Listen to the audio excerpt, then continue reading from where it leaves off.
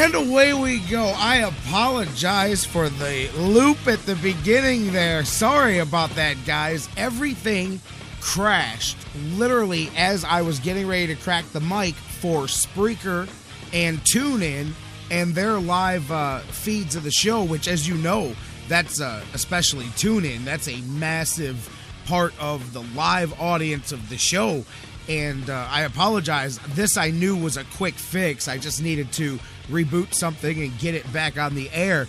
I apologize for that, but I figured it was either 60 extra seconds of the intro playing or listening to me stutter and fumble around as I attempt to talk while at the same time doing the fixing, which is what I'm doing right now, which is why you hear a bunch of So there we go. We're rocking and rolling now, man, on the air. Thank you guys so much here for being patient during that opening. Now I know for a fact, because I'm getting all my usual stuff here now. Now I know for a fact that everybody's hearing us across all the airwaves. Now we can get rolling on this bad boy today. I'll tell you, too, as we get going, one thing that I just quickly, before we even start the show, just a little lesson that I learned last night. Not that I learned, but had reinforced last night in perspective. We say all the time, and trust me, we do this, beat ourselves upside the head for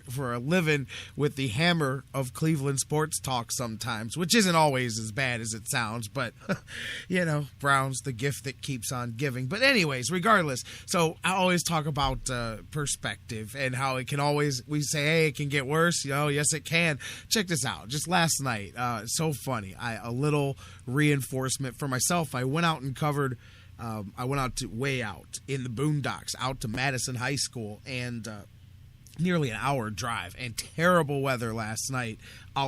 Literally driving into the heart of what we call the snow belt there instead of the opposite direction as any smart individual would be heading. But had a great game last night. Madison and Willoughby South. It was really a fun game to call last night. Good one there. Willoughby South got the win. But you know when you're doing something and you're not exactly happy. You know, I'm driving in the weather the whole time. Oh boy, you know, doing the grumbling to yourself, man. Oh, man, I like this, but the snow. And meanwhile, I'm sliding all over the road because it's a sheen of ice out there. You know, on one part of the freeway, tractor trailer flipped over. Anyways, it wasn't the worst drive ever, but you know, you're grumbling and you're, oh well, you know. Anyways, get all the way back. And you know, it was, of course, one of those situations where you grumble on your way to it, and then you're happy. You rock and roll. You knock it out of the park. You have a great job, a great broadcast, whatever it is. And then you're like, all right, man, what was all my complaining about? But it was a bit of a treacherous drive. But, you know, let's talk about perspective. I get all the way back home, and about an hour after I get back home, I check my Twitter feed, and there's a couple of news updates from the weather from the local TV stations. And now you should see the area that I just left. There was a real, now something to complain about driving in. I just missed it by about an hour and 15 minutes, the real tough stuff that came in. But instantly, talk about perspective and looking back, you go, well, I guess I would have been complaining a lot more had I been in this weather here. There you go. I see Chris in the chat room. Telephone pole always beats a car when they go head to head. I am sorry to hear about that there, Chris, but hopefully you're okay. But you know what I'm saying then. Exactly. Story like that. So it took one quick refresh of the Twitter feed to go, well then, you know, stop your complaining because you could have been driving in that an hour later. And instantly you realize what we always say.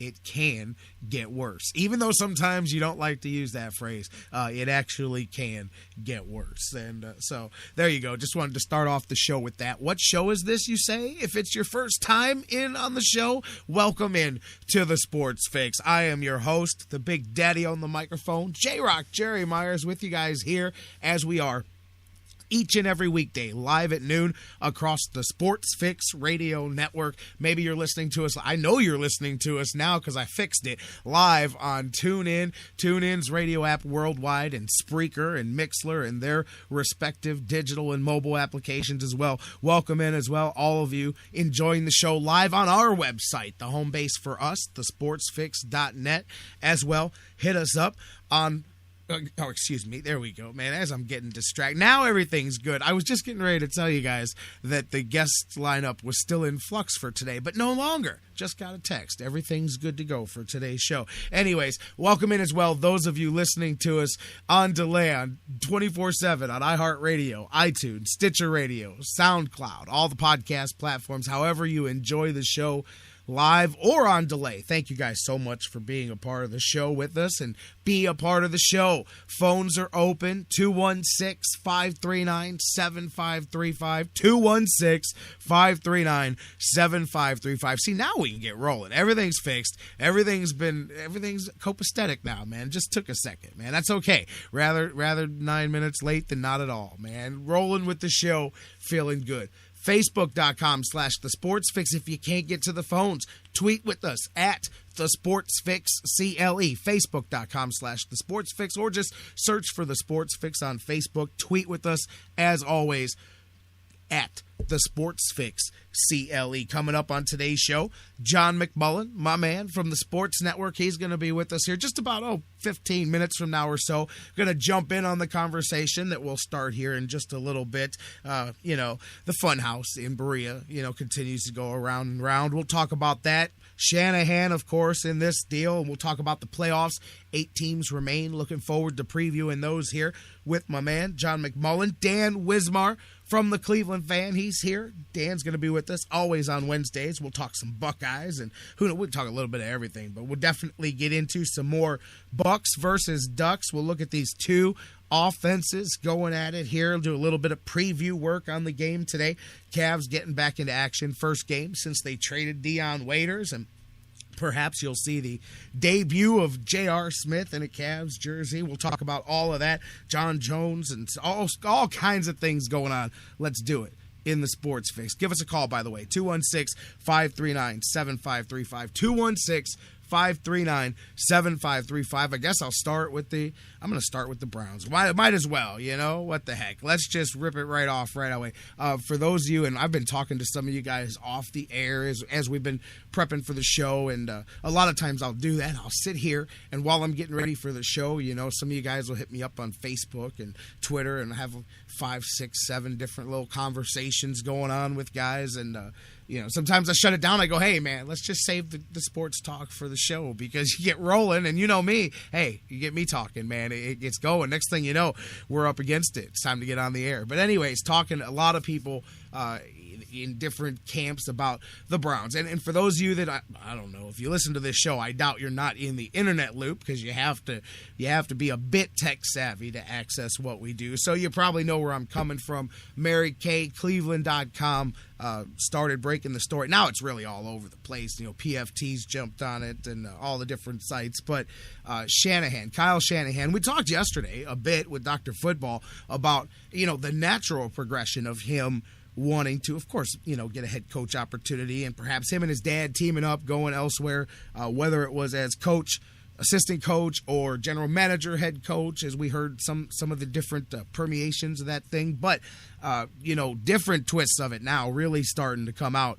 And Shanahan, and you know what? Listen, there's 2 different ways that you can look at the stories that we're getting ready to talk about here, which is, of course, one is, and I think it's a little bit of both. With everything, what's the old expression? There's 3 sides to every story. There's this side, there's that side, and then there's the actual story, So obviously that's a part of this, a function of what we're talking about here, but a lot of talk that whether it's for a head coaching job or just any other job, Kyle Shanahan very quick to get up and get out of the situation in Cleveland. A lot of it surrounding front office involvement in coaching decisions and in personnel decisions. And I don't know. Now, listen, there's some parts of it now. as far as what, you guys know, if you listen to the show every day here, we talked throughout the season. The basic gist of the two main claims of what the article was referring to was a finger a bit on the play calling. And now that's a bit in the category where I cannot pretend to have any knowledge in one way or the other of that. And there's a couple of different ways that you could look at that. I mean, the one aspect said literally somebody texting in suggestions on the play calling during a game, which, again, that's that's a different area. We'll get into that here in just a minute. But the other part was about the front office, the personnel department, and their pressure, spoken or unspoken, towards using John Manziel over Brian Hoyer, getting his development going, and a lot of sour. And that aspect we talked about week to week on the show, and I told you guys that I had a lot of people that I trust when I talk to people in Berea. That was legit, that there was a divide with the majority of the coaching staff. There's one or two outliers that were big Manziel supporters that are some of the lesser coordinators, but the majority were all on one page, and we talked about that all season long. And that's the other aspect of things as far as the pressure, as I said, spoken and unspoken, and Shanahan's belief that proceeded to play a part in the degrading of the offense throughout the season, along with and I tell you, along with the attrition of things, with the injuries and all of that. But anyways, as I said, there's different ways that you can look at it. Now, I know for a fact that aspects of what's in that are true, for sure. There are parts of that, as I said, especially when it comes to the Hoyer-Manziel argument. There was a big divide, and it was the people that are hands-on with these guys are completely in one camp, and the people who aren't are in the other camp. And so there is truth to that. That is not Shanahan trying to paint his way out of town. Now, as far as the other one, there is a different way that you can look at that, because there's criticism of Shanahan's play calling in the media and in some of fan base and in different NFL circles. So you do have to look at it from both sides of the sword, which is how much of that is damage is trying to protect his deal as well. Hey, if there was some questionable play calling, it's because these guys were telling me to run these plays. Because I got to tell you, that's a line, and I'm not saying it doesn't happen. Charles, we were talking before the show in the chat room, and he mentioned, I'm sure it happens elsewhere. Of course, I know that there's meddlesome owners, and not just owners, because I'm not just trying to make it sound like it's Jimmy Haslam. It's different people in different various places, but of course that happens. But man, the thought of, and I'm not saying, because I don't know, I have no message story is true or not, but if you do have personnel people involved, in the middle of the game in that kind of, that's Jerry Jones stuff. That's, hey, let me just come down on the sideline and start telling my coach how to call the game. And at that point, that's an environment that I don't believe any coach would want to be a part of. So you do have to sort through that. You do have to sort through it and wonder how much, again, is fact. And that's why I said I really do believe there's some nuggets of truth in there. Perhaps there's some other things that are wanted to be said in there. Or, hey, we've all witnessed the what's going on in Berea firsthand for 15 years since it came back. I'm not going to say that it would completely surprise me if all of it was true. I don't think it is. I think, like I said, I'm sure there's grains of this and that and all of it, but it wouldn't surprise me either. And that's a big problem there. And that could lead in, hey, remember, we talked about why didn't coaches want to come in? And not like we had to question why didn't coaches want to come in, but you looked at the candidates that the Browns had to go through the last time they were looking for a coach. And speaking of coach, that's another comment that I want to make, and that I've been voicing to some different people in some conversations this morning is somewhere there's a disconnect. Once again, just when you thought, no matter who you believe or disbelieve, like there's a disconnect somewhere, whether it's between coaches and front office and front office, coaches and coaches, I don't know. But once again, when you thought you had a cohesive regime, there may be some disconnect in some form or fashion, once again, out there in that. We've seen that literally since 1999, and it just seems to continue that no matter when you think you got out of it, a foot steps back into it. But regardless of that, I like, and I think a lot of you do, not everybody, because he made rookie mistakes, but I like Mike Pettine. I really do believe that you got a guy that can grow over the next few years into one of the really good coaches in the NFL. Honestly, he's an honest coach. He's a man's man. He really,